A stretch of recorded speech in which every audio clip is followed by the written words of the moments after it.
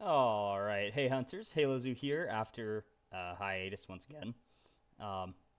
Bad about that, but oh well. Anyway, today we're going to be looking at some of the One D&D playtest stuff that I never got around to recording before the new one came out, so bit late, but it does mean that we're going to have 4 videos coming out that are going to go over all the current versions of the classes we have.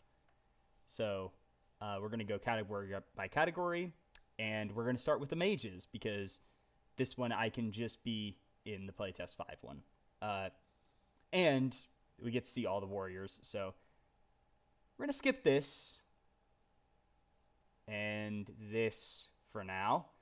Going to skip over this because it's important to other stuff later. Let's go past Barbarian, past Fighter.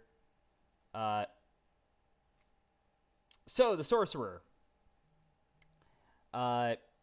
is our first class here. And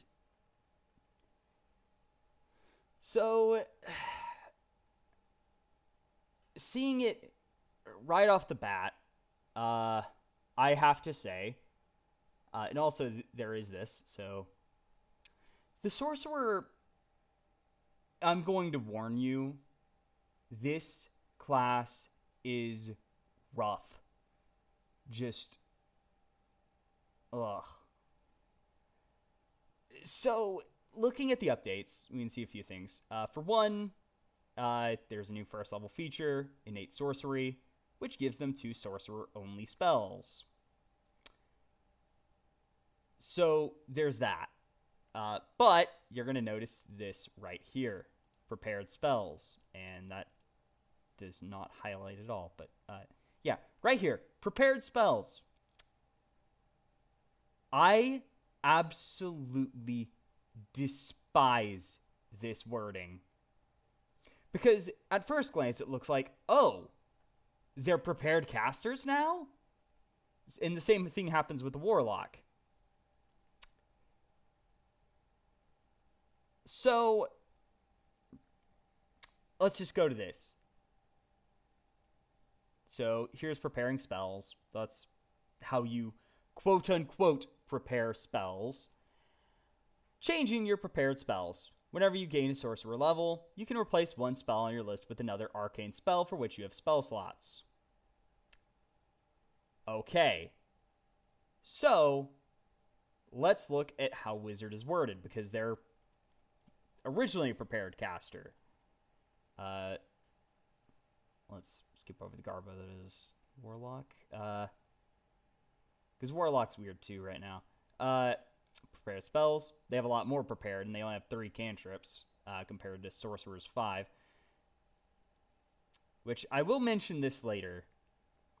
Changing your prepared spells.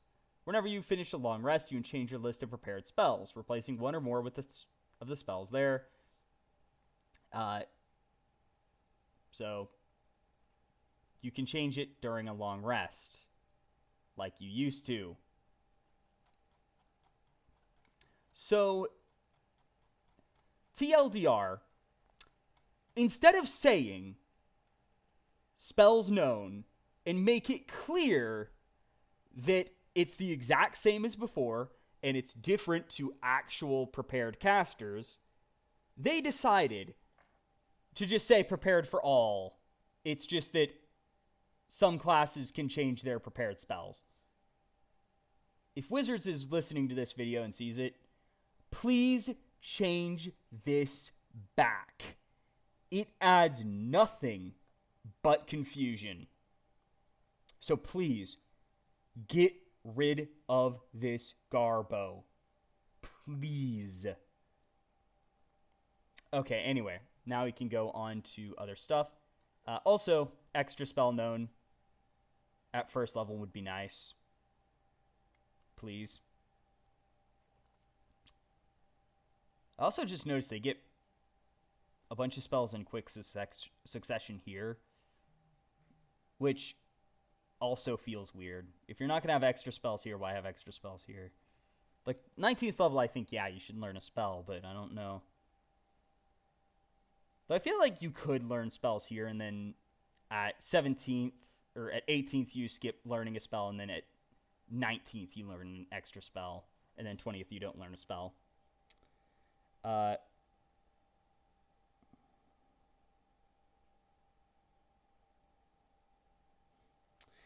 then also, I am going to give a quick preface. The epic boon has been changed. So I'm not going to talk about that. It's something I didn't like initially. It was my complaint for a long time. Now that we have Playtest 6, I can skip over talking about how that's stupid and how it should be a class feature because it's fixed. They're going back to having a class feature at 20th, which, thank goodness. Spellcasting, they cap at 22, but I think... Oh, they actually learned 2 spells. I just noticed that. I would rather start with 3, though, and then learn 4. 3, then 4. But I do like learning 2 spells here and here, because having more spells known of each level, it's like, yes, please. Yeah, so it's fine. Like, having more spells and then learning 2 whenever you get a new spell level, preferably up to when you get 5th, and then you only learn 2 for the next few. I think that'd be fine.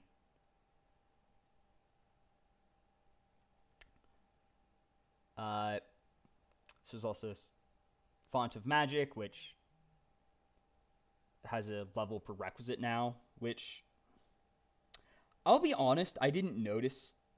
Like, I've never noticed that it doesn't have a cap, so you can technically do them early.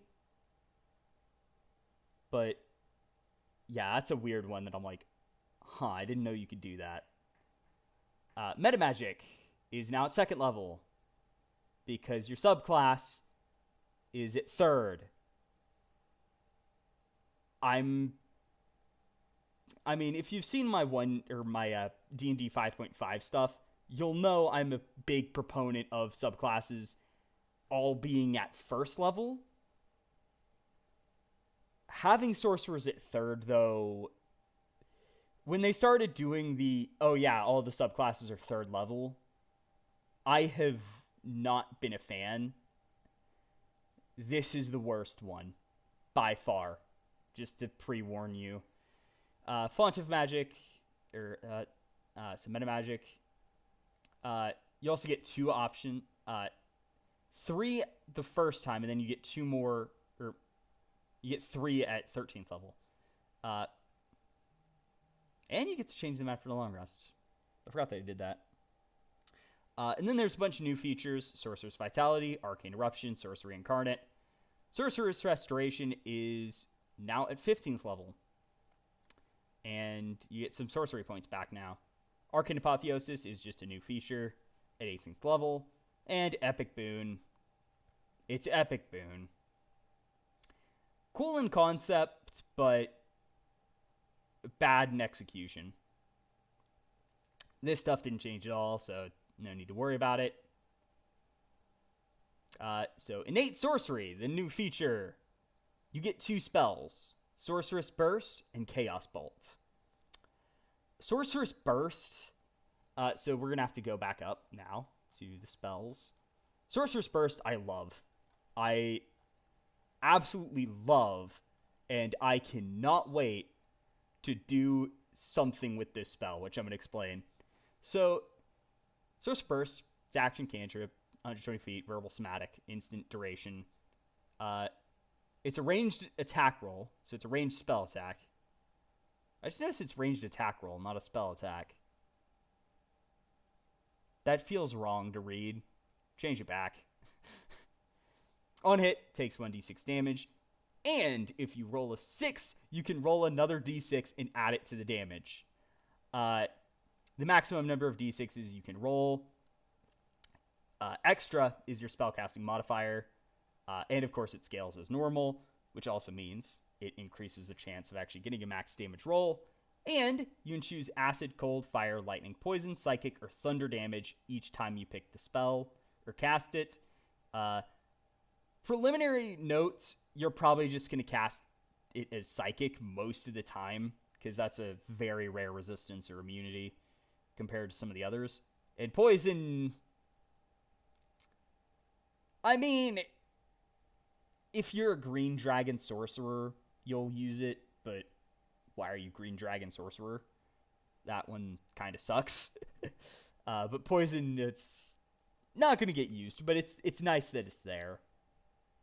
But, and they're all cool. Like, you have a choice, though I think most builds will lean towards one. Like, I'm probably going to use lightning and thunder most of the time, but it's still a cool spell, and I cannot wait to end up rolling all the dice only for the last die to be a nat 1 and not kill the enemy.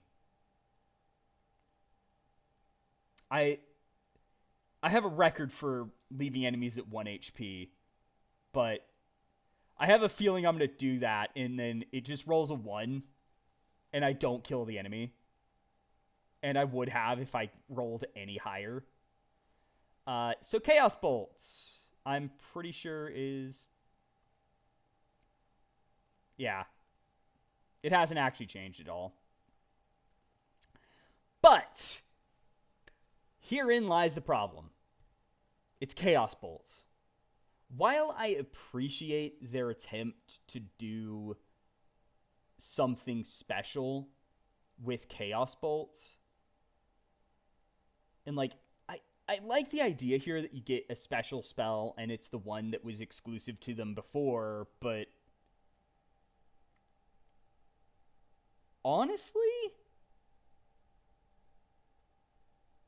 it's just, I don't want it on most builds. Because I think the problem is ultimately, especially right now, it's like, it's cool in concept, but why would I ever use it on a dragon sorcerer where I want to guarantee I do damage of a certain type? Or I'm a storm sorcerer, and once again, I want to do damage of a certain type. I don't want an unreliable spell that's not going to do the damage type I want it to do. So, I don't know. I feel like I like the idea, but I would rather have the spell be a choice between multiple than have it be, oh yeah, you're stuck with Chaos Bolt, even if your build just does not want it at all, which is all but one, because Wild Magic, it's perfect. Like, a slam dunk inclusion. And I get the idea that they want it to be like, oh, the chaotic energies, but Chaos Bolt, I just don't want on other builds. So, yeah, it's just not good. And so my solution would be have Chaos Bolt still be an option, but then have the option be there's a list of spells, and you do choose your subclass at first level, but it just determines what spell you get from innate sorcery. You don't get anything else until 3rd level. You just get a special spell from your choice, which would also help remove the flavor fail that is having the subclass at 3rd level, which other classes struggle with, but for Sorcerer, it's like, why would the source of your power not be a part of your initial setup and features? Like, if I'm a sorcerer because of my draconic heritage, would that not have an impact on who I am as a sorcerer from the beginning? So I think that would be a good middle ground decision, barring just biting the bullet and saying, yeah, we're just going to make them, all the classes have archetypes at first level because it's just better for everyone and better for first level because my lord is first level bad. And that's another critique I have. Like, they could absolutely add con score instead of modifier to first level HP. It would be fine. It would just make characters a bit harder to kill, which, welcome change.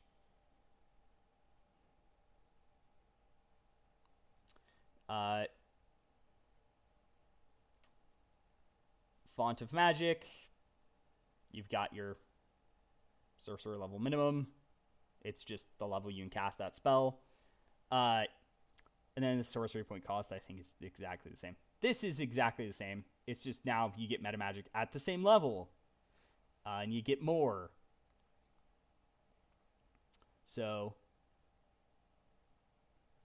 and we can talk about it a bit later. I'll talk about it after we get through the base sorcerer stuff. 5th level, Sorceress Vitality. This spell is something. So, you get a new spell. It's a 3rd level spell called Sorceress Vitality. And here it is. It's an action that you can only use on yourself. It's instantaneous. And verbal is somatic. Draw an innate magic to fill yourself with vitality. You regain 2d6 plus your spell modifier HP. And you can end a blinded, deafened, or poisoned condition. Okay, so my immediate reaction is, oh, I'm taking an action to heal for less dice than a healing word or cure wounds would have.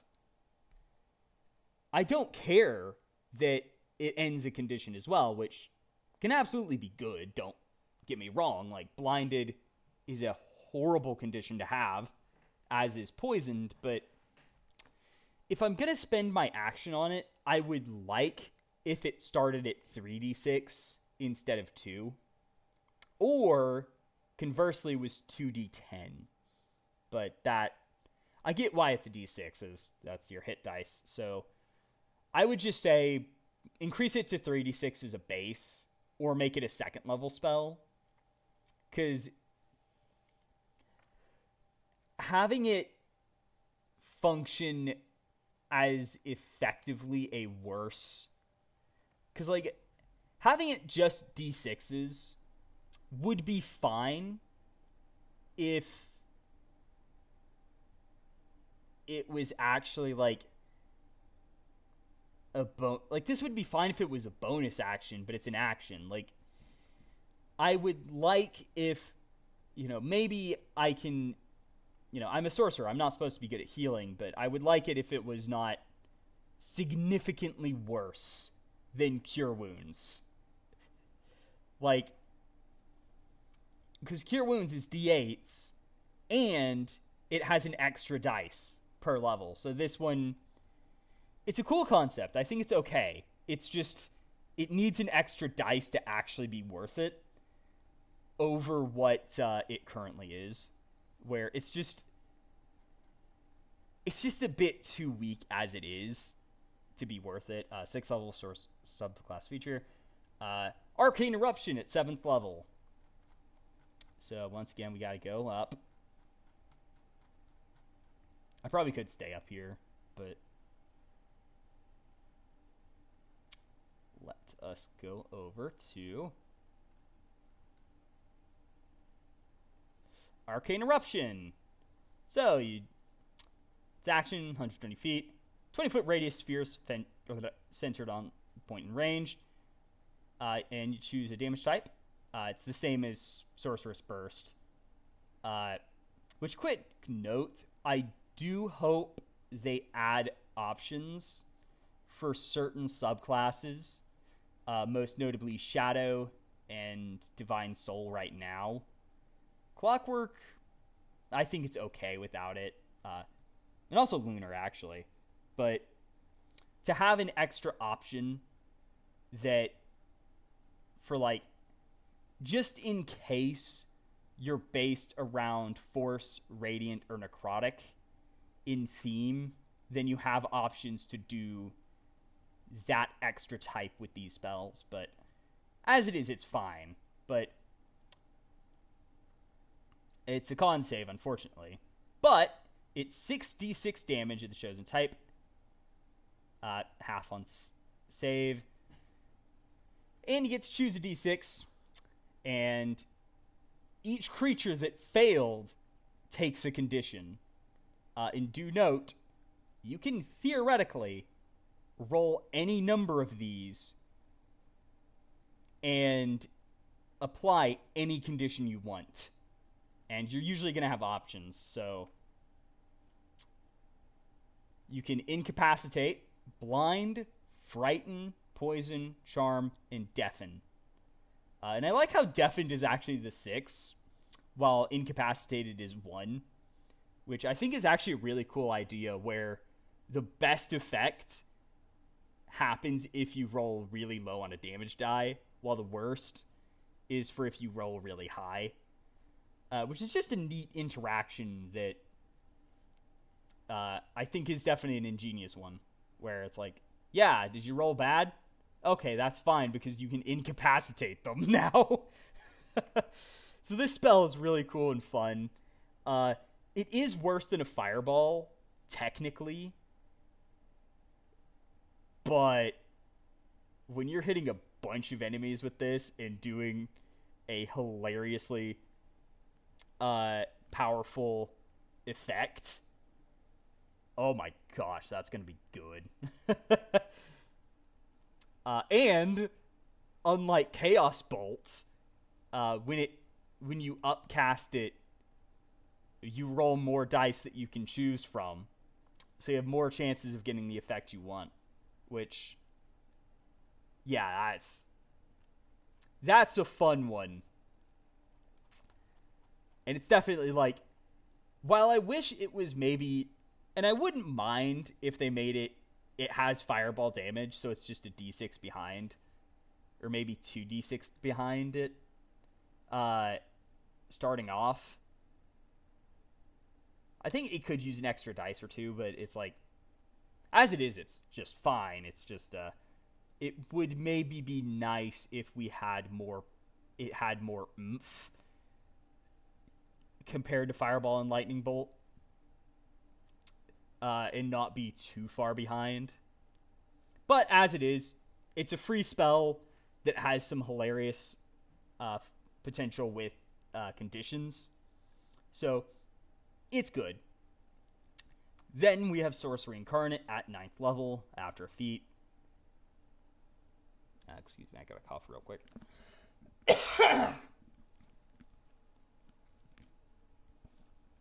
Sorry about that.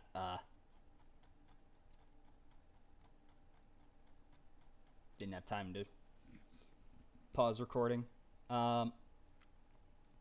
Sorcerer Incarnate. 5th level spell, bonus action. Concentration up to a minute, which is, yeah. But you regain 1d4 sorcery points, and you gain the following bonuses. You can use 2 meta magic options on each spell you cast, provided you pay the sorcery point costs.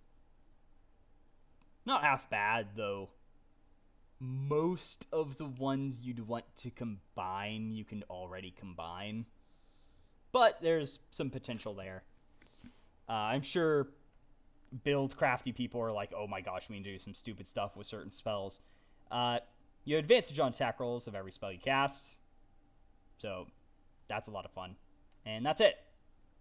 Just two effects.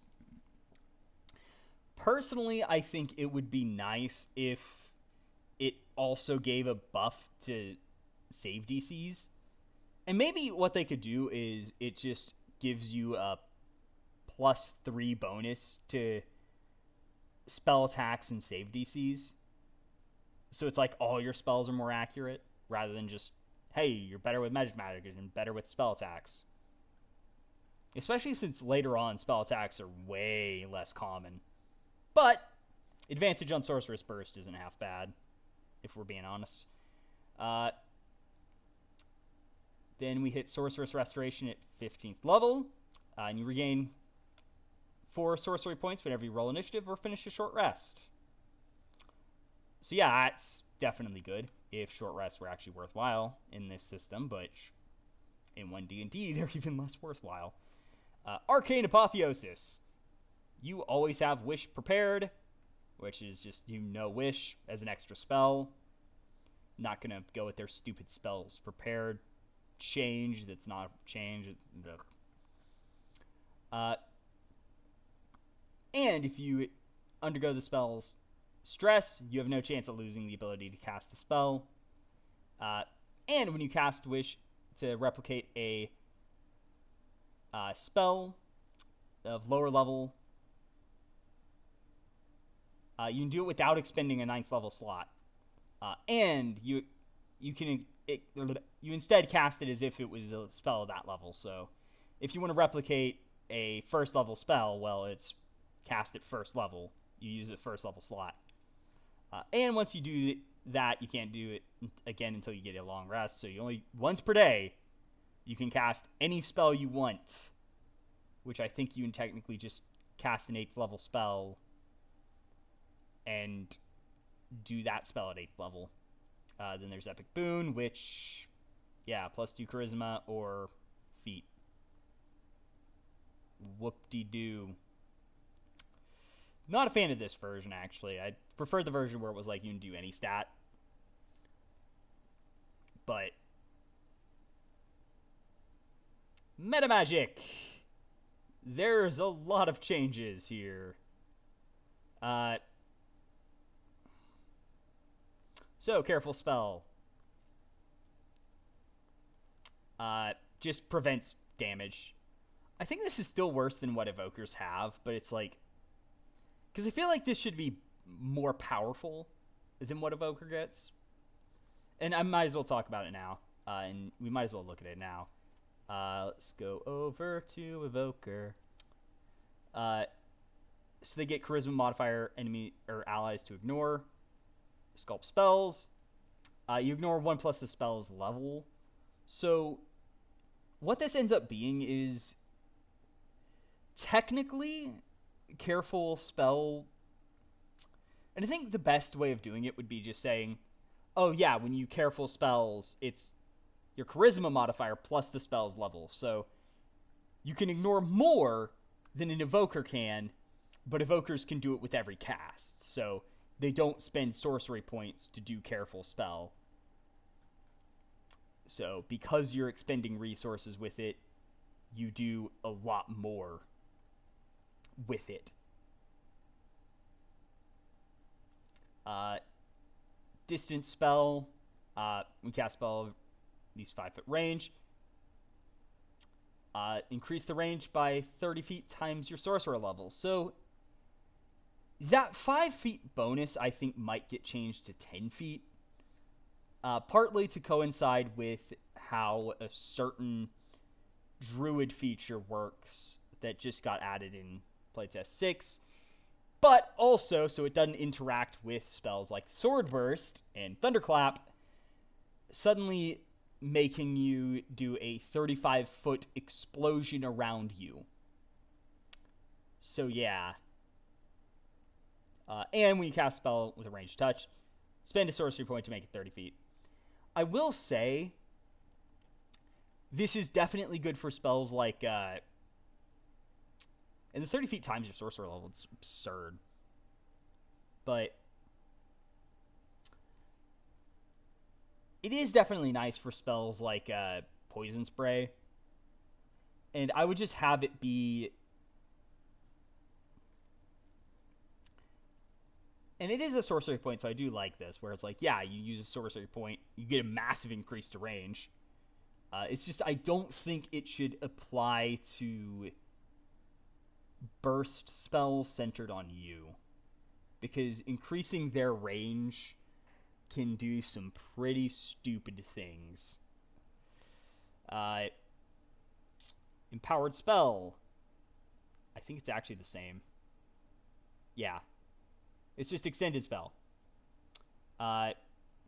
Also buffs concentration, which Yeah, that's definitely a godsend sometimes. Let's be honest. Because concentration can suck. Especially if you're something like Dragon Sorcerer where you want to be up close. Heightened spell. Spend 2 sorceries to give a target disadvantage on its saving throws. And this is now on all saving throws. And it's only 2 instead of 3. Which is welcome. Because the 3 cost was... ugh. The Quicken spell. And spend 2 sorcery points to make a spell a bonus action.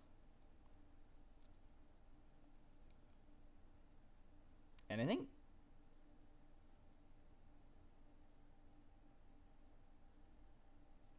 Yeah, it's just like, you can't cast a spell first level or higher if you've already cast the first spell first level or higher.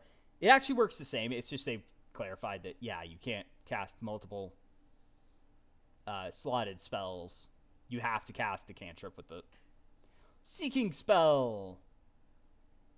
It's just the same. Transmuted spell. They didn't change it, which I would like to point out. For one, I think they should add Psychic to this list because Psychic is the other damage type that Sorceress Burst and Arcane Blast can do. It's just that Transmuted spell can't transmute them. I think that would be cool, where it's like it has the same list of damage types. But I would also like if it was just all energy damage types. So Force, Radiant, and Necrotic. Of course, Force could cause some issues, but it would still be infinitely better if it was, you're spending a sorcery point. You can just transmute any spell that's not physical damage types, and just change the damage to another type that's not physical. It's not rocket science. It's transmuted. It's like, I've heard some people actually like using this. I'm like, no, I do not want to waste my sorcery points on this. It's awful, in my opinion.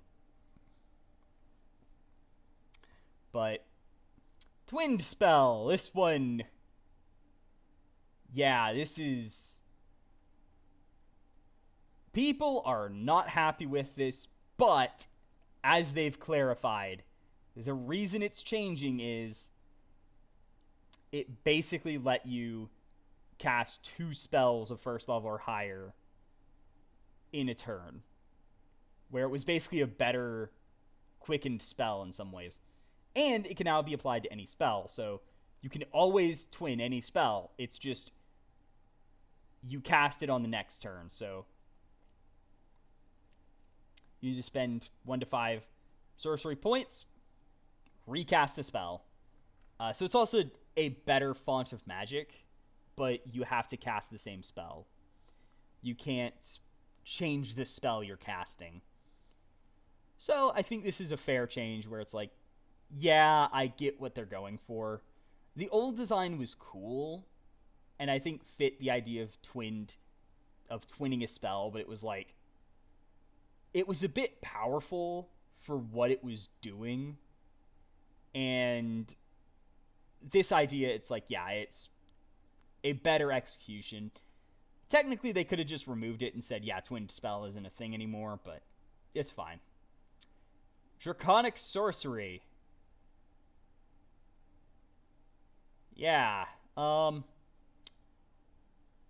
Let me just preface this with, I hate their 3rd level features because they just have the same stuff.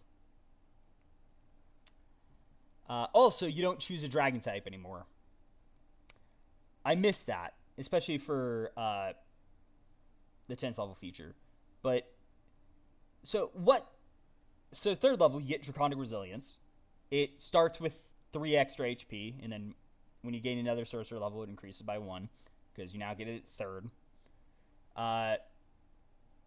And your armor class is your dexterity modifier plus charisma. I do like that second part where it's you add your charisma modifier instead of a flat one, which means it actually scales a lot more. And you basically scale like a monk in a way, assuming you actually buff dexterity as well. Which, this is cool, even though you're still going to want to buff con a bit, but that is definitely a nice addition. But it's still what you got at first level. You could have this as the current version, where it's at first level. It would be fine. Of course, you change that back to 1, but oh well. Dragon Speech. It just,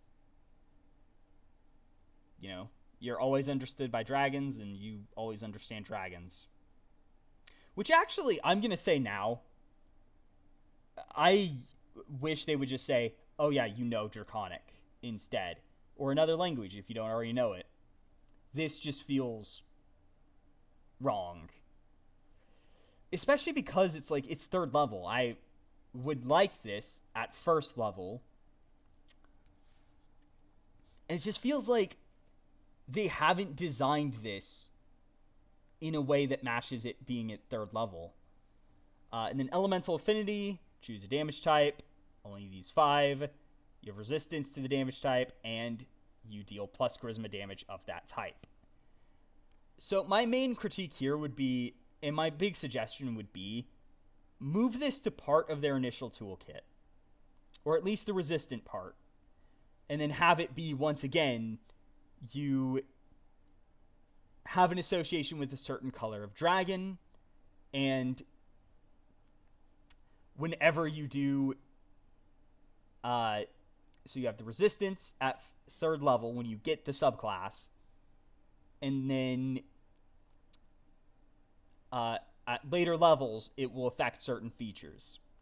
So you choose a dragon type, one of the 10, or one of the 15, or you pick any dragon type, and then it has an elemental affinity, and then a breath weapon shape, which will be important in a bit.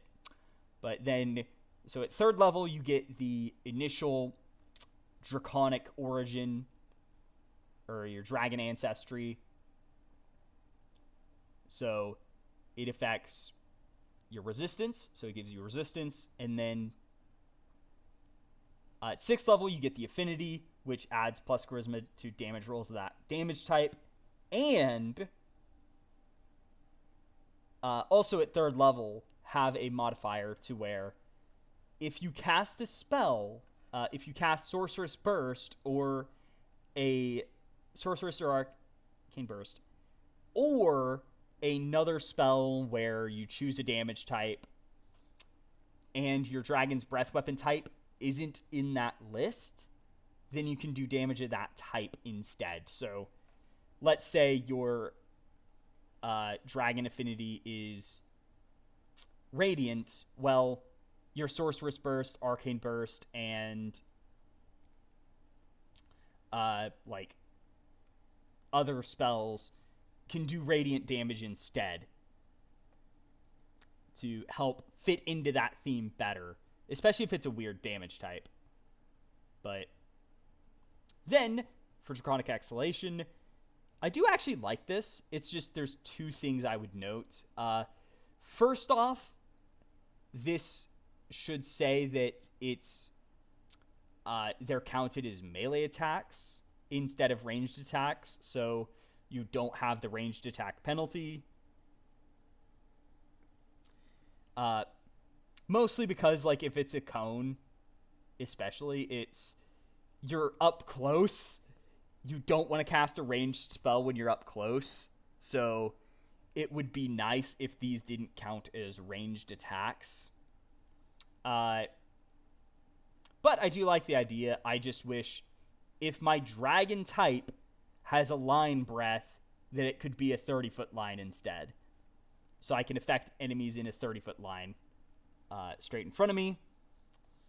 Just to have a better association with, yeah, I'm a sorcerer of a dragon that, like, I'm a bronze dragon sorcerer, which breathes a line of lightning. I would like if my breath weapon ability did a line breath. It's my same problem with the original pass at Dragonborn in this, where it's like, I would like if my breath weapon shape was based on the dragon type and matched it.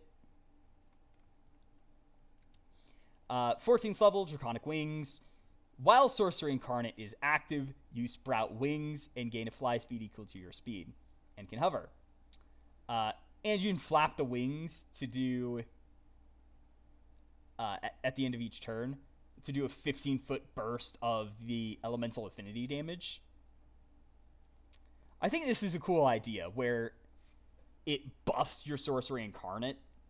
I do wish this was earlier, though, and I think what they could do is maybe even move Elemental Affinity to third level, combine Dragon Speech with it, and maybe have, like, Draconic Ancestry. You choose a Dragon type, you get the Elemental Affinity for it, and then you also get Draconic as a language if you don't already have it. Otherwise, you get another language for free. Then Draconic Exhalation is now 6th level. Dragon Wings moves up to 10th level, so that just after you get Sorcery Incarnate, you get the upgrade to it. And then 14th level is something new that's awesome. But I do like this idea, though, and I can't wait to see what they do for the other 3 coming in One D&D. And as a quick disclaimer to what I want, I would greatly appreciate if at least Storm shows up from Xanathar's. I also would not mind if they modified how Clockwork Sorcerer works. Because Aberrant Mind and Lunar Magic, they're both fine. They're a bit powerful with their extra spells. But for what they are, they're actually fine. Clockwork, I think, it needs some modifications to how its spells work in order to make it where it actually does the job of a support sorcerer without healing okay. Especially starting out, because having Alarm as a first level spell instead of Shield of Faith is just awful on them. But and I do want to say, like, it's the one class I would not mind seeing Tasha's subclasses get modified in, but I also wouldn't mind if Shadow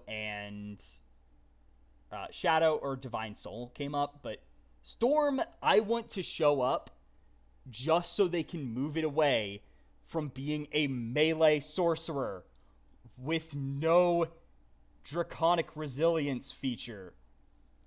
Because my gosh, is that the worst?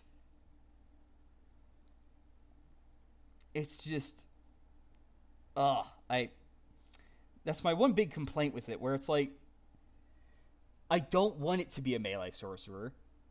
Like, we already have Draconic for close range, and it doesn't have the extra resilience to make going in melee safe. So I'd rather they just make it a ranged skirmisher instead.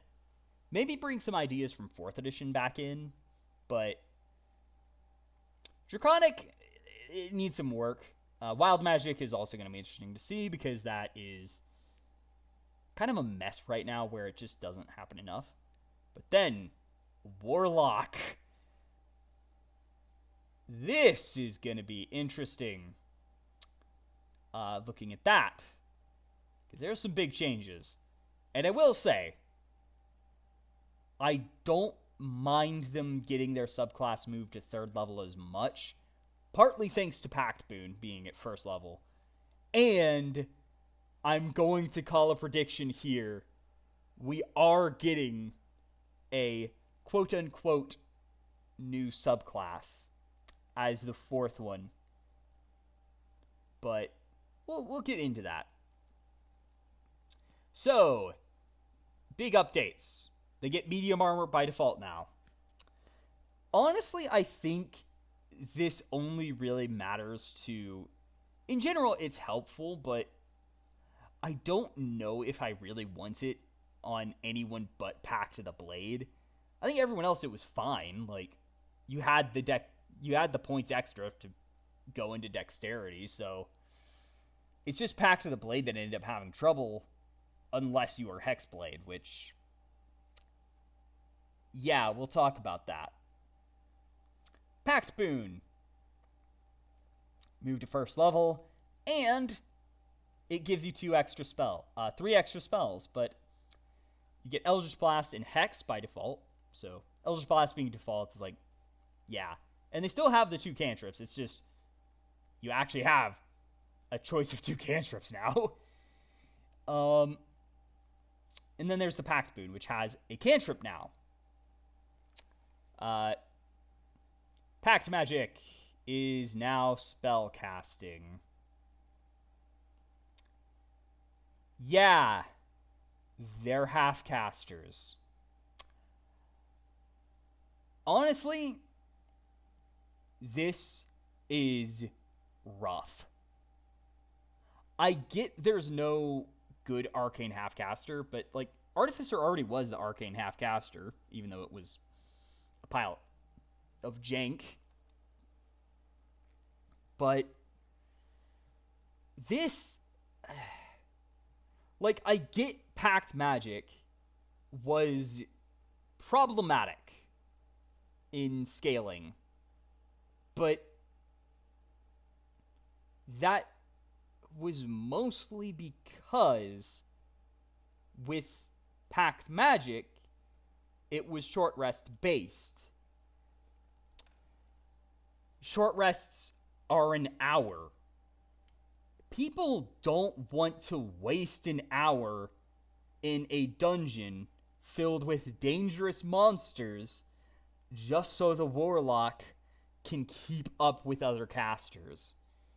And being a half-caster doesn't help. If anything, I'd say it makes them worse, as now, you're always going to be behind on spell slots. Sure, you cap out at more, but I would rather have 4, and also, I'd say, they could give Warlocks an extra spell slot with Pact Magic. Pact Magic scales horribly, because you spend forever on 2, so it would have been better to say, you know, we're just going to give you an extra spell slot, and it's going to be in the middle area of the area where you're at 2 slots, so you go up to 3 slots a lot earlier, and then go up to 5. And have a lot smoother progression, rather than you start at first level, you have only 1, then you get 2, you spend forever at 2, then you get 3, not long after, you get 4, and that's your maximum.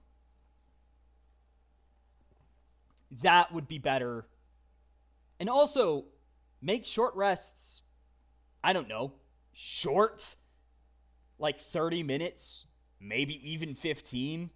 So people are like, oh yeah, we can spend 30 minutes. That's not too bad in a dungeon.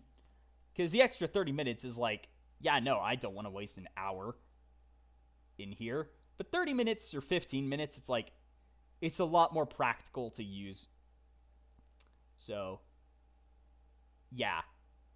But Pact Magic change, no. Not a fan. Especially because it slows down the progression and means Mystic Arcanum got changed into an Eldritch Invocation. Yeah. There's some problems. Also, you get an extra invocation now. I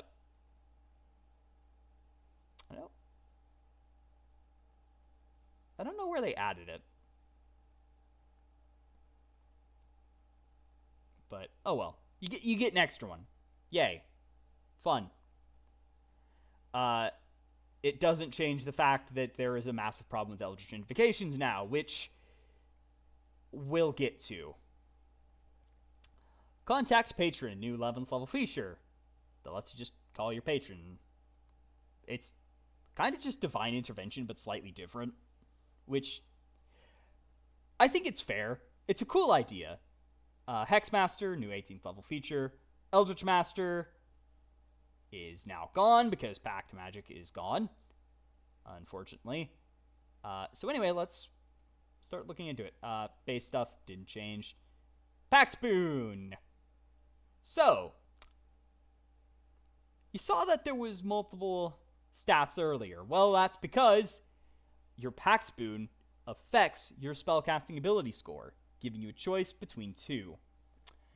So, I actually really like this idea, specifically for Pact of the Tome, where it's just like, you know, instead of having, like, you're a more academically themed character, why not give you intelligence or wisdom as a spellcasting ability score? It makes sense. It feels right, and you get Book of Shadows still. And so basically the Pact spell, it just is the passive feature your Pact did, just a spell, and there's some modifications to how they work.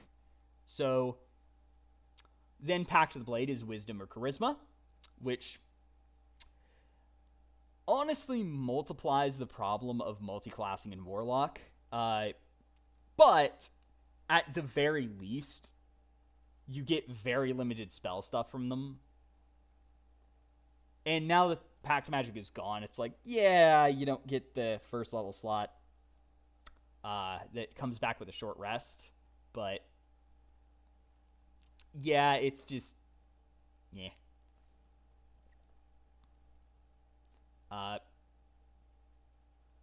And you actually get 3 cantrips and 3 spells from them. But so this does kind of add some problems, because now clerics and druids can take a level in Warlock and use Pact of the Blade to get wisdom. And we'll talk about Pact Weapon, because it has... So we'll get into the cantrips they get now. Then Chain is Intelligence or Charisma. I think it's cool. My main one is Pact of the Tome, though, where it's like Intelligence or Wisdom, which feels more appropriate for this more bookish character. But we'll talk about Pact Weapon last.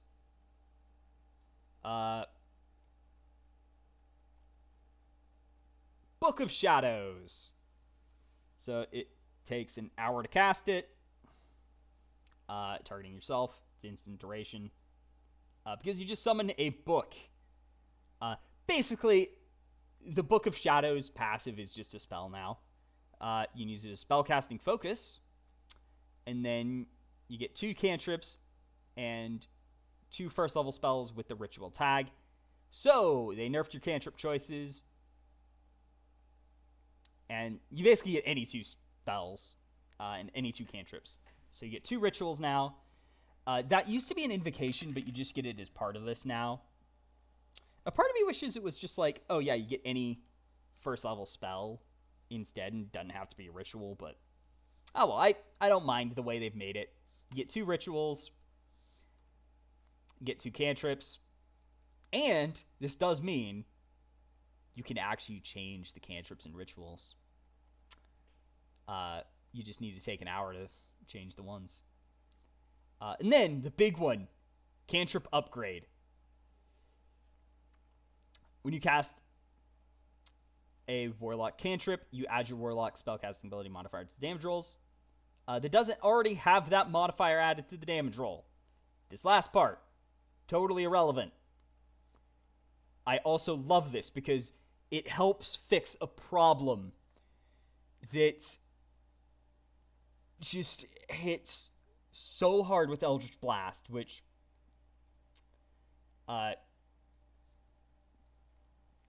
where it's just the only cantrip you use, because it just ends up being so much more powerful with Agonizing Blast. But we'll talk about that invocation later, but this just helps curb that, where it's like, yeah, now you get plus charisma or plus int or plus whiz, to whatever cantrip you cast as a warlock. Thank you, wizards. This is a welcome change. I just wish it was once per target per cast, so you can't stack this bonus on a target.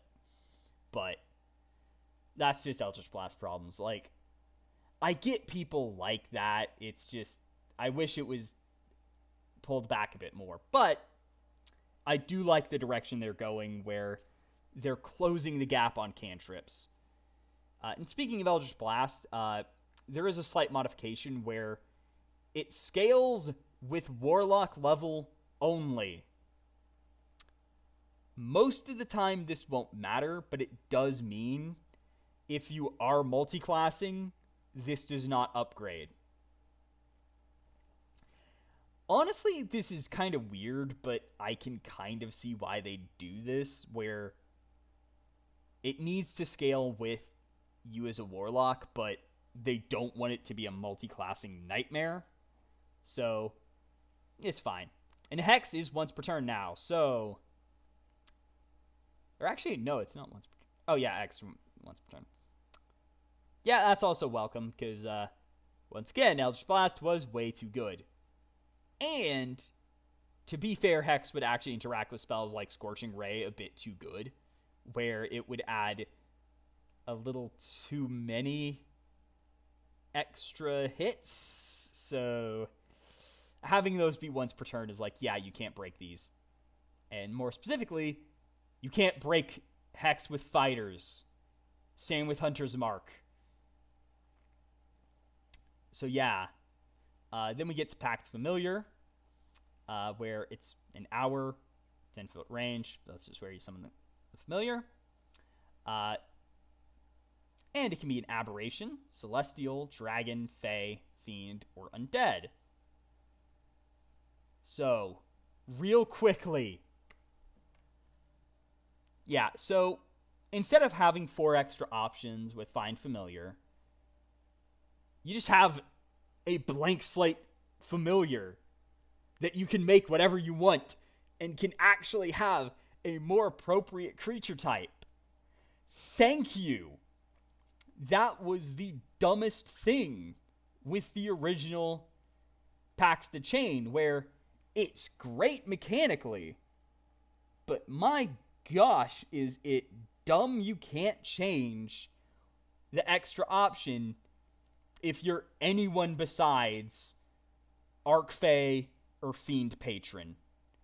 Thank you. Also, shares your initiative count. You can use a reaction to command it to attack. That's nice. It doesn't take up your bonus action or main action, so it's just... It does mean you can't react, but... that's fine. You got a familiar to do stuff now. And it still does a lot of what it did before. But its upgrade is easily the worst cantrip upgrade. Where at 5th level, you can communicate telepathically with familiar, and you can speak through your familiar. I wish the communication was just baseline, and they gave it more of a bonus, like made this better.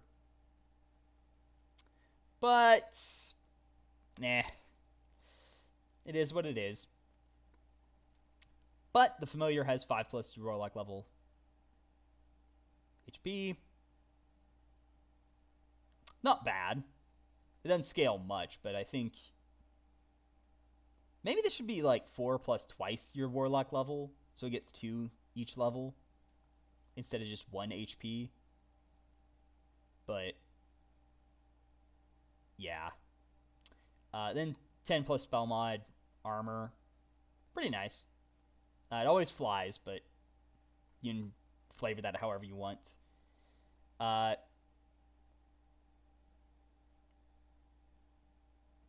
telepathy, it would be nice if they could communicate with anyone, but, or at least had an option to do that.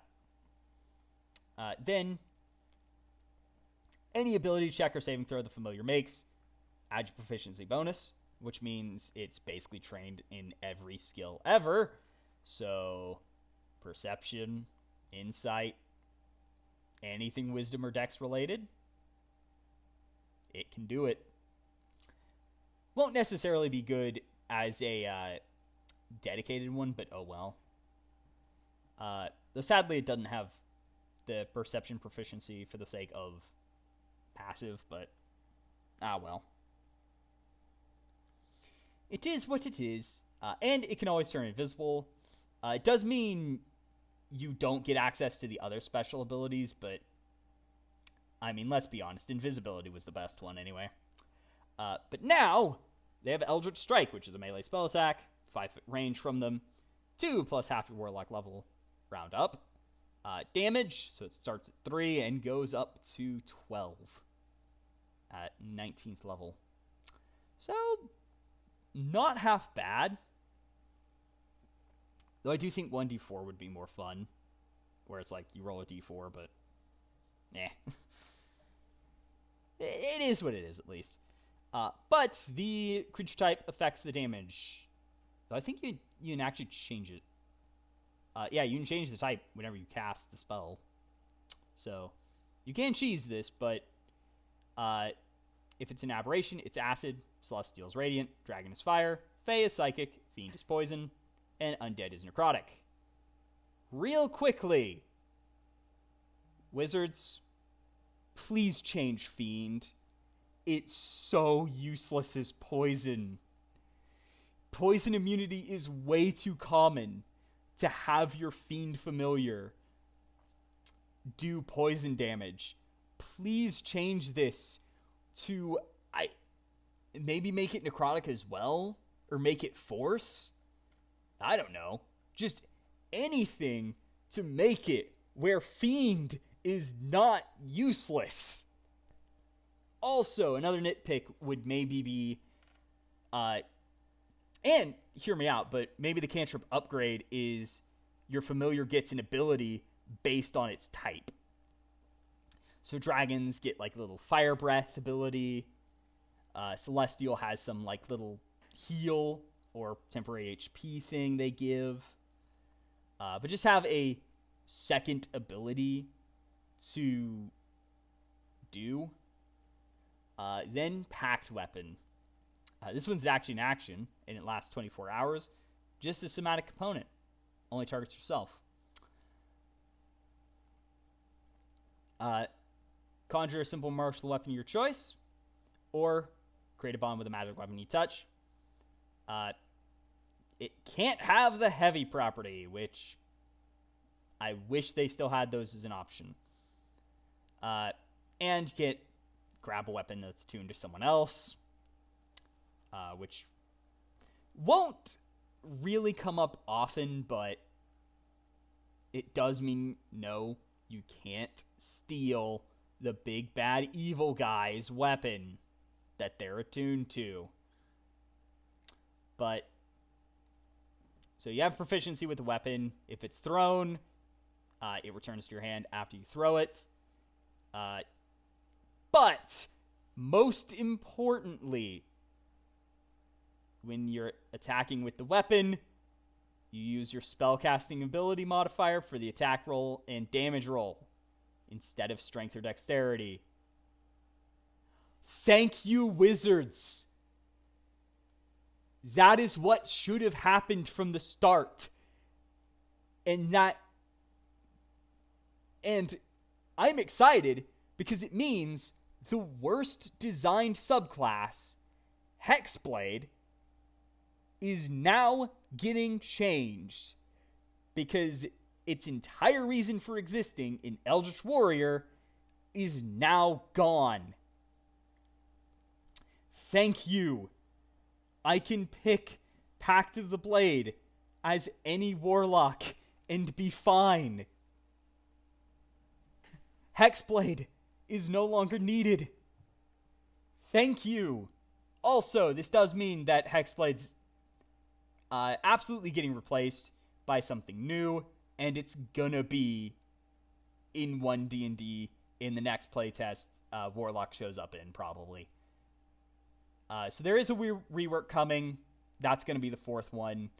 If it's not, I'm going to be very surprised, because Hexblade needs a rework entirely in flavor and everything, because Eldritch Warrior. Now, there is one critique I have, which is, if you're not going to be able to get heavy weapons as Pact of the Blade, not having a shield sucks. That's the one thing from Hexblade they don't have now. So, I'm going to suggest something that, yeah, this is like a 5.5 thing. Like, self-plug all you want. But to be fair, like, I actually made a lot of changes they did, where it's like, yeah, Pact of the Chain now has more familiar variety. Pact of the Blade actually has the charisma for attack rolls, or wisdom now, because they can use wisdom. Albeit that does create problems with clerics, because in Druid, because now they can just take Pact of the Blade, use whatever pact weapon they want, or whatever weapon they want, and be perfectly fine with it, and still cast spells effectively, but I digress. But I do think they should have their own proficiencies that come with them. So, like, Pact of the Blade could get medium armor and shields, or just shields, if they want to keep medium armor baseline, but I don't... If you're giving proficiencies to the Pact boons, then it becomes less important, because it means that they can balance the others on being a bit more fragile again, and rely on them being more like normal casters that are a bit more fragile, rather than having a lot more AC. But Pact of the Blade gets shield, and maybe medium armor if other stuff is reworked. Pact of the Chain gets a intimidation, persuasion, or deception, as like they work with the familiar. They have a charisma-based skill that involves interaction. And then Pact of the Tome, you get Arcana, Nature, or Religion, or History, and you get a Knowledge skill with Pact of the Tome. Maybe Calligrapher stuff too, but the idea is that you just get an extra proficiency that makes sense with the... Or Pact of the Chain could also get Animal Handling, maybe, even though it's Intelligence, but it's Wisdom, not Intelligence, but oh well. But basically have it be where you get more out of the Pact boons, but it's something that it helps you with what that Pact boon wants to do.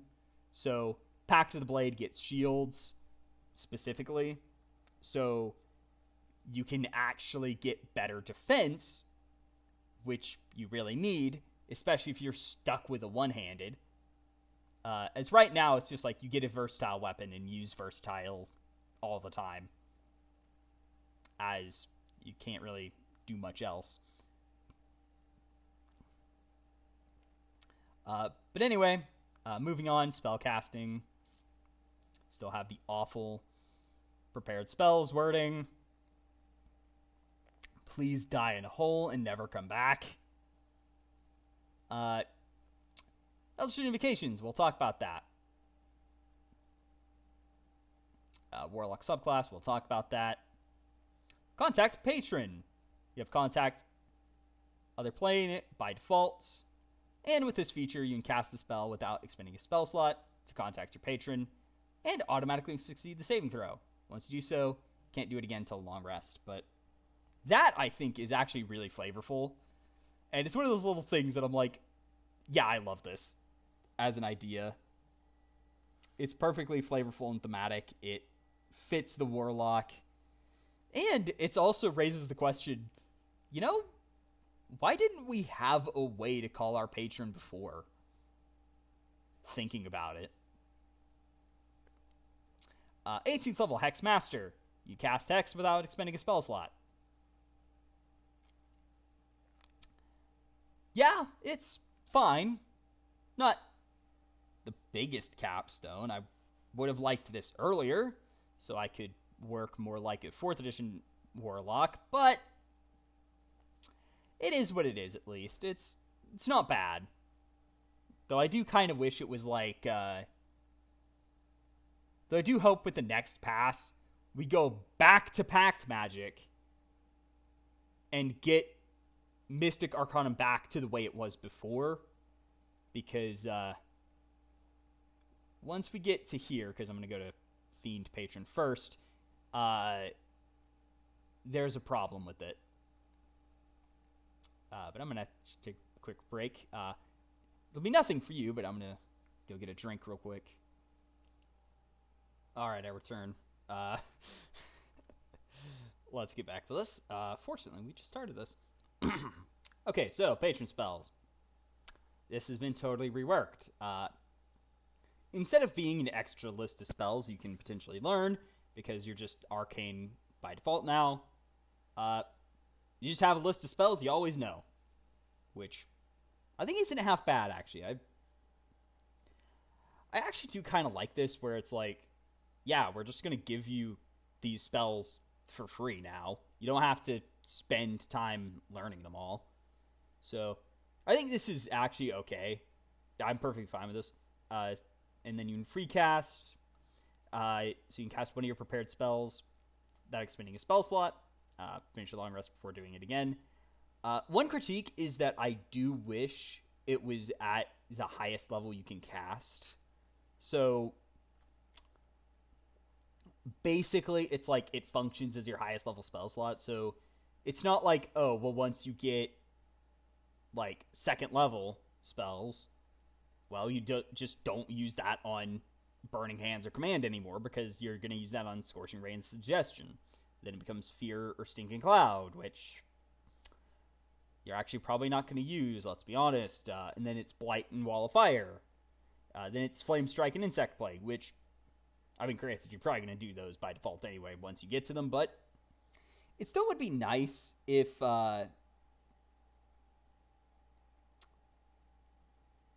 it was, you basically have an extra, like, 5th level spell slot by the end. Just to make it where you can still cast the lower level spells and get more equivalent value out of the spell. But I will also note that it is sad that Fireball got replaced. I mean, you can still get it by default. It's just, and it would technically be a bit powerful if they just let you free cast Fireball with this, because that might overshadow Blight and Wall of Fire. But they did change the spell list, so I don't think there's many others worth noting, but Dark One's Blessing, spell on plus Warlock level, temporary HP when you kill something. And it actually triggers when an enemy drops to 0 HP next to you. So Pact of the Blade will, yeah, this is really good with Pact of the Blade now. But that's the way it is. Dark One's Unluck, I think. Oh yeah, you get more uses out of it, because there's spellcasting mod. And you just add D10 to a roll. So, it's nice. It's a nice upgrade. More uses per day. Fiendish Resilience. Choose a damage type. Other than Force. And you just gain that resistance. So. And then also they removed magic or silvered weapons from it, but that doesn't really matter because that never really came up anyway, so who cares? It's like, didn't really matter.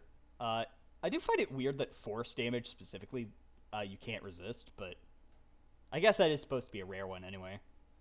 Then Hurl Through Hell. Yeah, it's still roughly the same, but you can recast it with a slot of at least 4th level to cast it again. I still wish it did fire damage, though.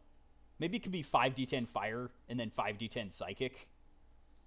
They'll technically make it worse, but at the same time, I'm like... It's just... I feel like it should do fire if you're hurling them through hell. Or maybe make it fire and cold. I don't know. But point is, just psychic. It's like, I don't like it as just psychic, but then again, psychic's one of my least favorite damage types anyway. But I think Fiend is actually just fine as it is. There's not much that needs to change with it. But the invocations. So I'm not going to go through all of these necessarily, but I might go through many of them. But let's talk about a few. For one, you'll notice there is no, and I forgot to mention this earlier, but the cantrip upgrade for Pact of the Blade is, I think it actually listed the one here, but it was Thirsting Blade. Yeah, you just get that with the Pact weapon now at 5th level. But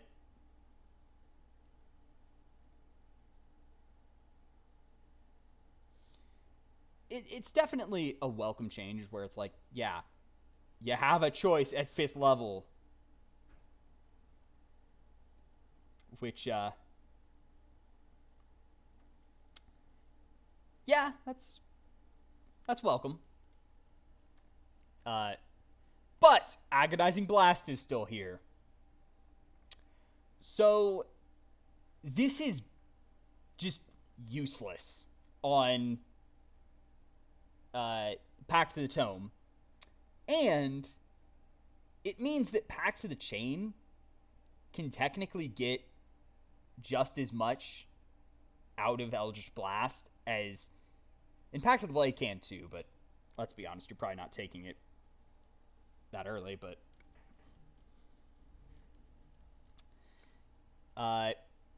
yeah, this, I just think it needs to be removed, mostly to make sure that Pact of the Tome doesn't get overshadowed by the other two, because they can just take Agonizing Blast and get the same damage out of it. And it would also make it where Pact of the Chain, Eldritch Blast isn't incredibly overpowered on them. And so it's just a concern that, like, this is something that came up when I did 5.5, where by giving Pact of the Tome the damage upgrade, like, and with Pact of the Chain in the way it is, where they get lots more damage now,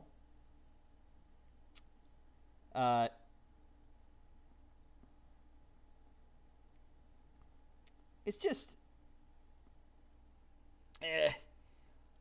It's a bit of a concern that I'm like, yeah, I think this one just needs to be removed. I think it works better as the cantrip upgrade for Pact of the Tome, where it doesn't eat up an invocation slot that you basically have to take. But, yeah. Armor of Shadows, unchanged, and still pretty much just as useless as before. Though even more useless on Warlock, because you have medium armor. It's just better than using mage armor. Like,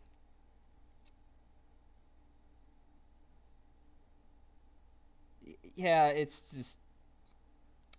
On Warlock, at least, Armor of Shadows is useless, but it's still absolutely amazing with Eldritch Adept as a Sorcerer or Wizard. So, yeah. It's fine existing. It's just one of those that... Yeah, it's funny that it still exists, but... It has a place. It's just a weird one. Ascendant Step. Yeah, I think it's just the same, unfortunately. Beast Speech. You just speak with animals. Pretty much the same. Devil Sight. Magical sight to 120 feet. pretty much the same. Eldritch Sight, pretty much the same. Eldritch Spear, same as before. I think the first one was Bewitching Whispers. Book of Ancient Secrets is a part of Chains Carcery.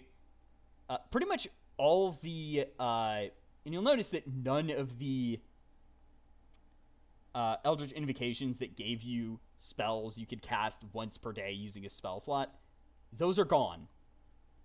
Like, completely gone. Oh, Lord, my... There. Thing didn't load.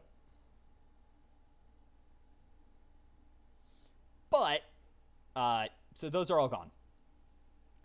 Oh, actually, there's a invocation that does the thing I was talking about, but I think this could be moved to the base cantrip upgrade. Just because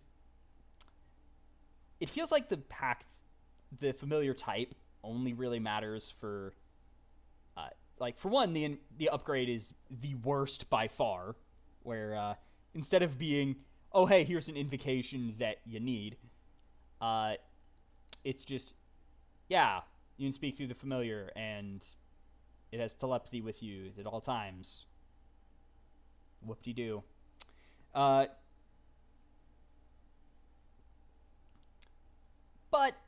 Favor of the Chainmaster, it's a cool one. Like, Celestial can, whenever it hits, next attack roll has advantage. And target can't be invisible. Aberration slows, can't dash or disengage. Draconic, medium or smaller, it's prone. Fey, target becomes charmed. And Fiend makes it poisoned, which would be good if that wasn't a common immunity. Whispers of the Grave for undead. It's frightened, which fits, but Fiendish Figure, still false life. Still a godsend on Pact of the Blade, which is now a lot better to play, so.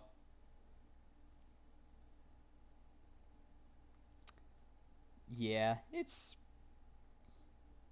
what it is. Gaze of Two Minds, I think, is actually the same. Oh, it's a bonus action. And you're not blinded and deafened, so.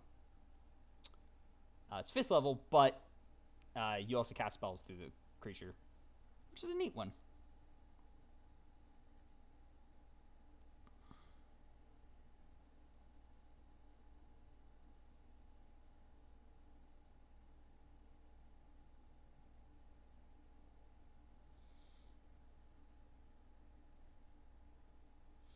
But Gift of the Protectors, same as before, pretty much, I think. Yeah, I was just ported over. Hexer is a new one. The Hex has a range of 600 feet. And you have advantage on concentration checks for it. Which, the advantage is nice, especially for Pact of the Blade. That second part. The first part, though, why did you make it 600 feet? Like, seriously. I mean, I would get 300 feet, but 600 feet just seems so excessive. Like, that would be better on Hunter's Mark, but I don't know. It's just funny that it has a stupid range. And it doesn't even match with Eldritch Spear with 300. It's like, I feel like it should have that, but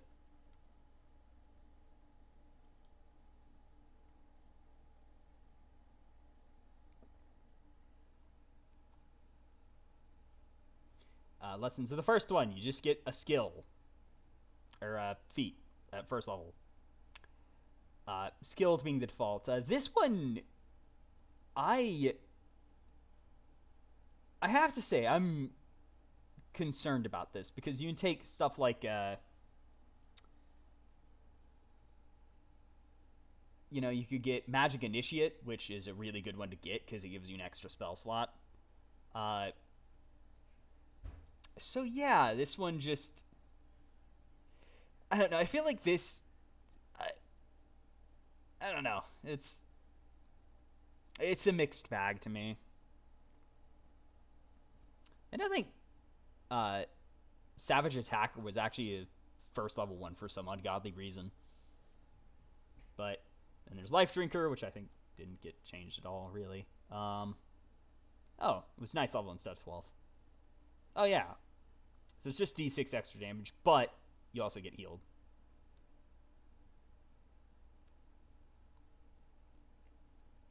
Which the heal part, I do have concerns of. Like, just having at-will healing is,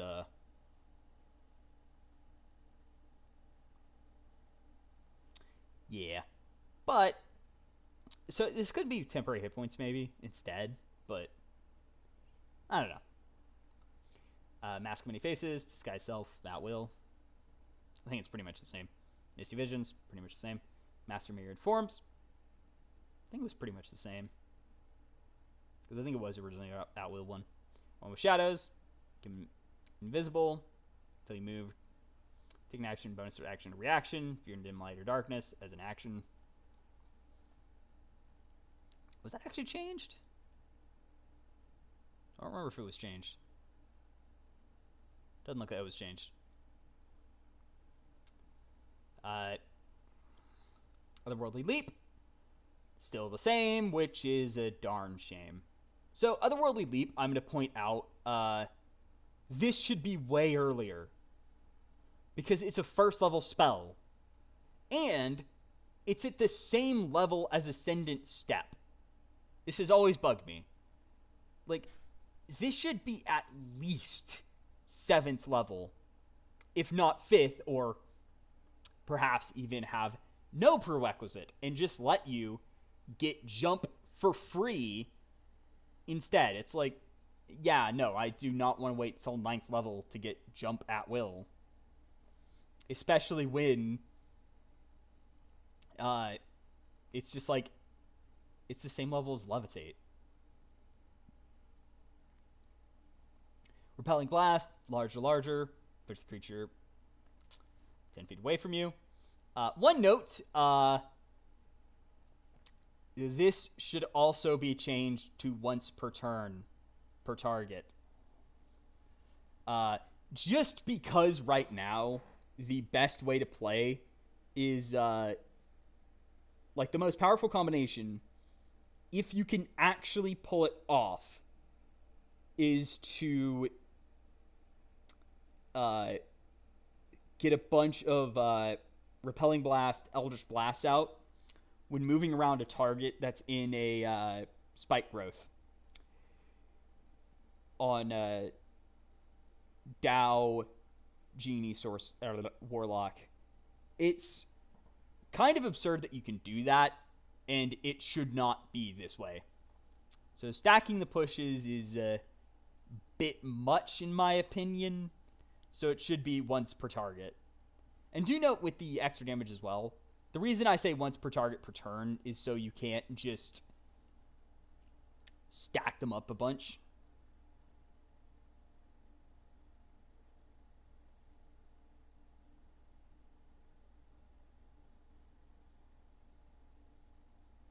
But, that's just, I think. And also, I would say, have a specification that you can't do a Grasp of Adar with the same Eldritch Blast. Just to make sure you don't stack those, because it's weird that you can. Like, yeah. And I would also say make Beguiling, or Grasp of Adar work the exact same as this one, and pull in. Visions, Distant Realms, same. Whispers of the Grave, same. Witch Sight, 30-foot True Sight, which I think was massively changed, where it's like, it just gives you True Sight instead of the weird thing it gave you before, but I don't know. Now then, the problem. Say hello to the new Mystic Arcanum. This is replacing all of those cast once per day using a spell slot, invocations, and the original Mystic Arcanum feature. And this is a repeatable one. So, you just get to choose a spell of a certain level, with the max level listed here. which I think it's pretty much the max level of spell you can take is the max level you could have as a full caster, and you can cast that spell once per day without a spell slot. So, what this means is you can take this invocation and then learn a spell of a higher level you can normally cast that you can cast once per day. And you can take this multiple times, getting a spell of a different level from what you've already chosen. So what this means you can do, because I think you can actually... And there's another note to keep in mind, that you can retrain your invocations, and if you do, you can just take this invocation again and retrain your invocations to all be Mystic Arcanum. Because I think the ones you learn at second level can be retrained into any invocation. You don't have to have 2 invocations from the ones you could pick at second level. You can have any 3 invocations at 5th and 6th level. So you can just take Mystic Arcanum as a retraining to get more spell slots. Or, perhaps more accurately, you take Magic Initiate through lessons of the first ones to get more cantrips, and then also put all your other invocations into Mystic Arcanum. And that's assuming you didn't have Magic Initiate already. And just get 9 extra spell slots from your invocations.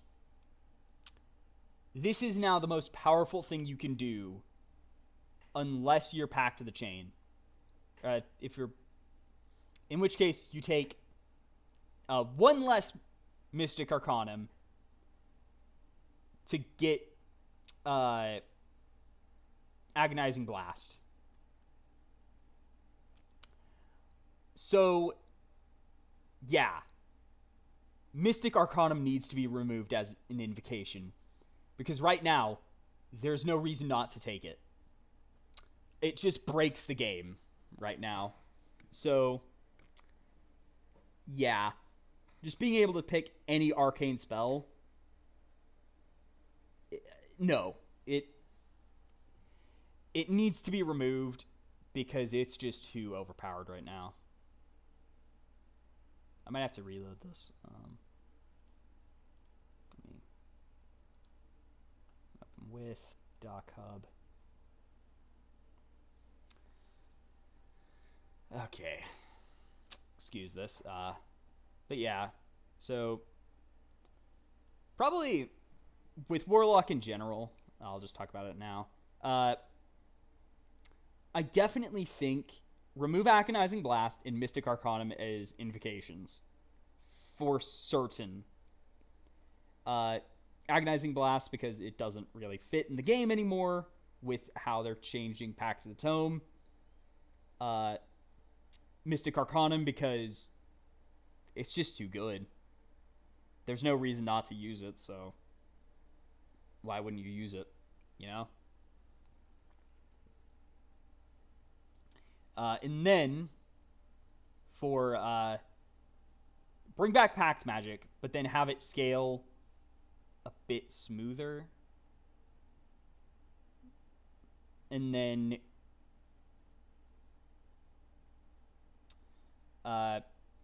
also have it scale higher. And then have short rests be 30 minutes or less. So players are more incentivized to take short rests instead because, you know, they're easier to fit into your day. So this is not loading anymore. Great. Insert technical difficulties. There we go. Thank you. Okay. Now we can continue because it's loading. So, last but not least for the mages, the Wizard, which I think it's actually transferred pretty well compared to the other two, where Warlock, it's going through some rough patches, but where I think ultimately Warlock, I think they should go a bit closer to the original version, just with an extra spell slot moved into the Dead Zone progression, and then have Mystic Arcana back to being what it was before, with a different feature that and just bring back the old invocations.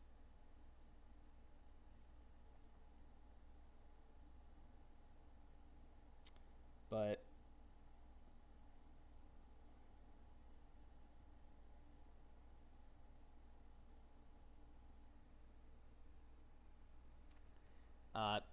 so now we're on Wizard. 3 cantrips is still a bit low in my opinion, but it is what it is.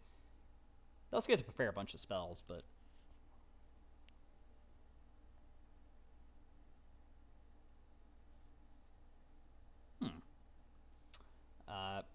actually need to pause a bit and drink some more. Alright, I've returned after I ended up talking with a friend for a bit. Oops. Let's open this back up. So anyway, Wizard. Yeah, it does feel a bit similar to what it was before, but there are a few changes here, of course. There's 4 new features. Spell Mastery got moved down, same with Signature Spells, so both of those got moved down. Arcane Recovery got moved up a level, which, it's fine. And there's some changes to Wizard Spellbook, which works quite a bit differently. But otherwise, it's very similar to what it was, but there's some rather unique changes, which we're going to get to in a moment. But Wizard Spellbook. So you get a bunch of spells. So, 7 spells at first level in your spellbook. One of them, however, is an entirely new one, which is a class exclusive called Scribe Spell. Basically, they've just changed up some rules and how stuff works. It roughly works the same. It's just you now have Scribe Spell as a spell, which it kind of feels weird, but I will at least say it does actually work out okay. Like, it just feels weird. So, Scribe Spell, basically, it has cast down to 2 hours per level of the Scribe Spell. It's a ritual, so you can cast it for free. Though, if you wanted to save some time, you could always just cast it with a spell slot, but why would you ever do that? Then it has a material component of 50 gold pieces per level of the scribed spell. Basically just a way of explaining how the crazes your spellbook works in a more direct manner than how it was in the player's handbook. And with this spell now, which is just, it feels weird to me. Like, I don't know, it just feels odd that I'm adding spells to my spellbook by casting a spell. It just feels weird, but oh well. It works mechanically. Academic. You take study action, you have advantage on any intelligence check you make as part of that action. So what the heck is the study action? I think it's one of those skill actions that you have. So let's find it. Search. There's study. So it's just a knowledge check. So yeah, you have advantage on checks made to study. Simple enough. And it does mean that, they're experts at Arcana and stuff. Makes sense. Arcane Recovery, pretty much the same as before. It's just at 2nd level now. Wizard subclass is now at 3rd level, which I will say that at the very least of the classes that got their subclasses moved in level to 3rd, Wizard and Druid were kind of weird in that they got theirs at 2nd, which just felt like, while I did prefer it to 3rd, it was still weird that it's like most of them are at 3rd. There's a few at 1st, which are amazing, and then there's Wizard and Druid with 2nd. It's like, what? It's like an in-between that made no sense. So this, at least, I'm less annoyed with it moving, but though I do wish they made it where they moved to 2nd level, everything to 2nd, so because that would be better than 3rd, but that'd just be better. At that point, it'd be like, just put them at 1st, but well. 4th level's feats, so we're not going to worry about that. Memorize spell. Yeah, you get a new spell. Memorize spell. Yeah. So also there's the next two, modify spell and create spell, that are extra spells. It's just kind of weird how these work, where it's like you have a bunch of spells that are like not normal spells. It's just weird. But hey, it is what it is. Subscribe spell and modify. Memorize spell at 3rd level. It's a ritual as well. 1 minute casting time, so that's I think 11 minutes basically. Because why would you ever not ritual cast this? Choose a spell from your spell book. Don't have prepared, and you prepare another spell. So basically, you just swap the spells you've prepared. This one's actually pretty neat. There is an at higher levels, but you have to spend a spell slot to upcast it, because I don't think you can upcast as a ritual. But yeah, I don't know why you'd ever spend spell slots on that, but at the very least, it's like the idea is, oh yeah, you can prepare more spells if you upcast it. The modify spells is 4th level. It's also a ritual that costs a minute of your time. And you can change various effects of the spell. You can change color, sound, smell, basically the aesthetic appearance of the spell. And then you get one special modification. And it lasts until you cast modified spell again, or you finish a long rest. And at higher levels, you can do an additional spell modification. This one can definitely be useful to actually cast as a spell, because some of them can be really hefty. So range is just as overpowered as it is on the Sorcerer, with the range increase sometimes. But at the very least, this is more costly in terms of time and such. Damage type and do note, you can change any spell's damage type, but you can only make it acid, cold, fire, lightning, necrotic, poison, or thunder. Force is surprisingly absent, as well as psychic and radiant, which is kind of weird. But, I mean, I can kind of get why. Especially if, like, you can change psychic damage to one of these, but you can't change one of these to psychic. Radiant, I can understand them not wanting to give wizards Radiant, because Radiant is kind of a divine thing, but I think it'd be fine to just say, yeah, you can do any energy damage type. And then Force, I mean, let's be honest, it's probably not there because it's just a bit too powerful at times, but if a spell lacks the ritual tag, and it has casting time of at least 10 minutes, you can give it the ritual tag. Whoop-de-doo. This one, I don't think is actually useful. I don't really know if there's many spells that you'd actually be able to even use this on because of that restriction. But it is what it is. Then concentration.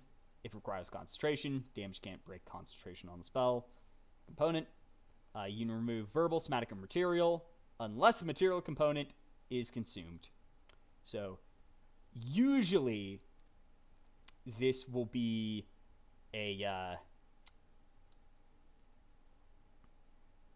costed component, but there are a few spells I can think of that this is actually very powerful on, like Chromatic Orb, changing the component.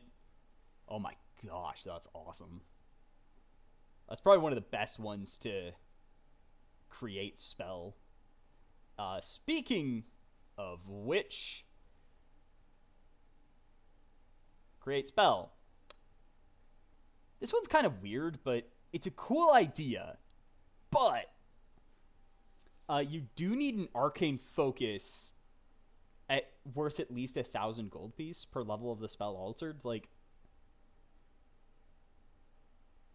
that one's kind of weird because arcane foci have costs already, but there's not like magical foci or stuff, so that's kind of a weird one where you have to buy something, and it's a bit expensive. I would suggest maybe 500 per, but I can kind of get why some of these it's a bit costly.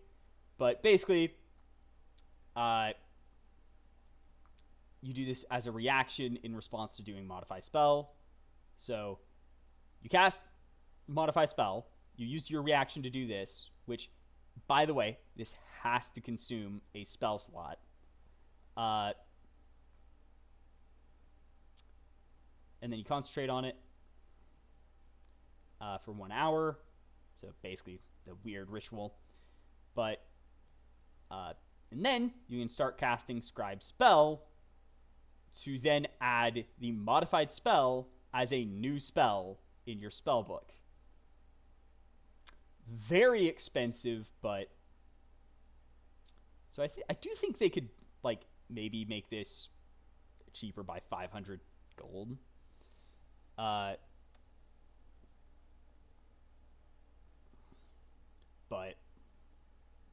because like 1,050 to modify a first level spell does hit pretty hard. But it's like, it's one of those things balancing. But this one's definitely cool. Is like, yeah, you can create your own spells and you can modify your spells. It does feel a bit clunky though. And that's my one complaint, is it seems a bit too clunky for me. But at the very least, it's nice that you can do like lots of stuff to like prepare and then create entirely new spells. So then let's go back towards the bottom.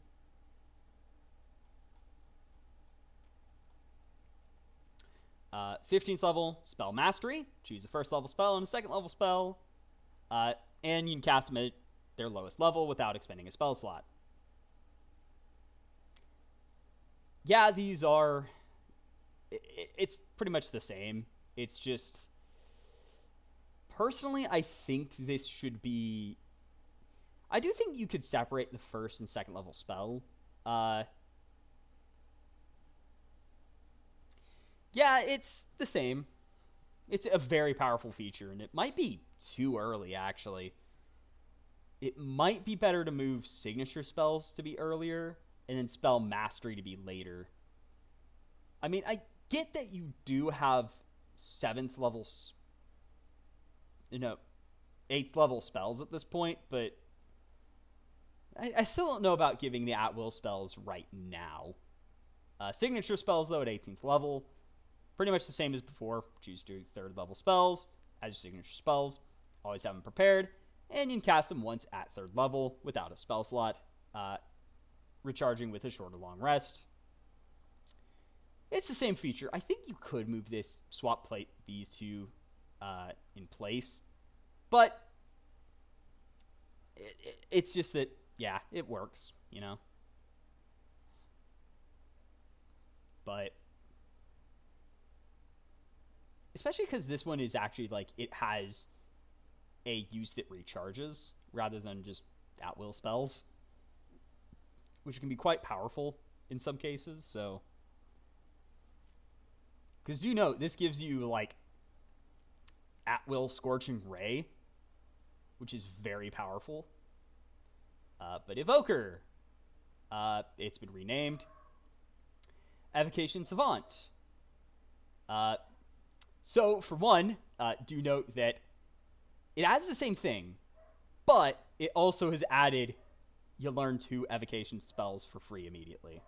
Which, yeah, let's be honest, that actually makes a lot of sense. It's, you know, yeah, you get more spells, evocation spells for free. Yeah. It makes sense. It's like, yeah. Sculpt spells, exactly the same. Ignore 1+ the spell's level allies. And this does work on cantrips too, but potent cantrip just works with anything. So when you cast a cantrip at a creature, miss with the attack roll, or it succeeds on a saving throw, target takes half damage, suffers no additional effects.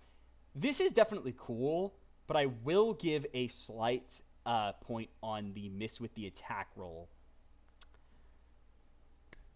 Could this just be added to every spell of 1st level or higher that's a spell attack? Like, unless it's repeated, of course. But just have any spell that is a single time of doing damage, have it be if the target succeeds on the save or the attack roll misses and it's 1st level or higher, to do half damage. Because that would be a massive upgrade to spell attacks. Because right now, they're just not great because they're all or nothing. And it would be nice if it's 1st level or higher, it's not all or nothing. It does something. Unless the target's immune. But why'd you even cast it on an immune target? Empowered Evocation. Add plus into the damage roll of your evocation spells. And thinking about it, maybe these 2 features should swap, where Empowered Evocation is at 6th level to match the level you would get it from just about every other class in the game. And then have the half damage be at 10th level, because it's actually really powerful and would be fine at 10th level, let's be honest. Especially if you have the intelligence modifier added as well. 14th level is over channel. You increase the power. Exactly the same, which it's fine. It's a powerful and interesting feature that you can, make your spells deal more damage, or rather, not worry about rolling damage. So yeah, it's powerful, and it's definitely fine as it is. So, overall with Wizard, it's fine. Like, it works. Some of it's a bit weird, but at the very least they made it in a simple way that, like, yeah, it uses the rules in a way that, yeah, it's simple enough to understand. Even if, when you think about it, it's kind of weird, but there is one thing I have to critique with this. So, if you haven't noticed, the other 2 mages got an extra cantrip. Wizards don't. Also, slight spoiler alert, Bard also gets one now. I feel like wizards need their own cantrip. That's like the one thing I would add for certain is some sort of cantrip that, like, maybe it's a spell that deals damage, and each time you prepare spells each day, so during a long rest, you choose the damage type for the day, being any of the 10 energy damage types, maybe removing force and radiant, but have the other 8 available.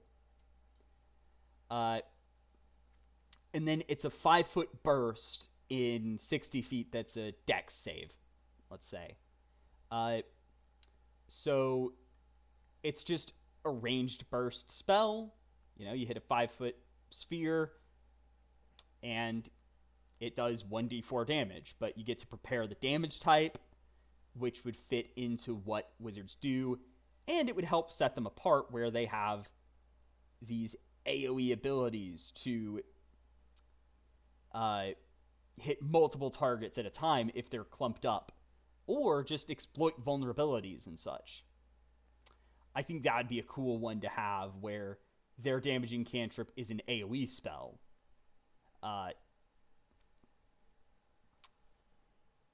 But, I mean, just something, basically, is the idea where, yeah, they have something that's unique to them, that they get to use, and it does damage of a prepared type, maybe. Just to kind of bring some parity, because it's the only one that doesn't have the extra cantrip, and it feels like, and to be fair, I felt like 3 cantrips was always a bit low, but I do also think they could have it where you prepare cantrips. I think maybe they do. I'm going to have to check what my dog's barking at in a moment, but hopefully you can ignore them. But anyway, I hope you've enjoyed this video, and stay tuned for the next one on Warriors, where we'll be going through playtest 5 and 6, because Monk is in 6. But anyway, see y'all next time! Halo Zoo, out!